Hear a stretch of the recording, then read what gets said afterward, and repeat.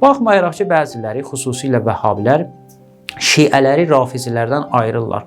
Onlara görə Şiələr, yəni əlini sevən, biz də əlini sevirik, biz də Şiəyik.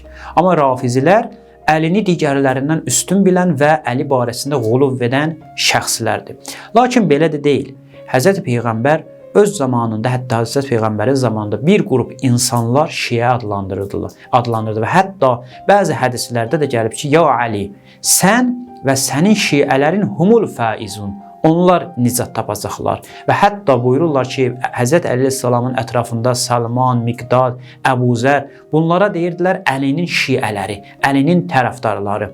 Bu ad çünki hədislərdə keçib deyə və bir növ mədh idi Həzrət Əli üçün və Əlinin tərəfdarları üçün, ona görə müxaliflər bu addan çəkinirlər və bizlərə Rafizi adını nisbət verirlər. Çünki bilirlər, bu adı nisbət versələr, biz tarixə baxanda görəcəyik ki, bu adın gözəl bir keçmişi var, tarixi var.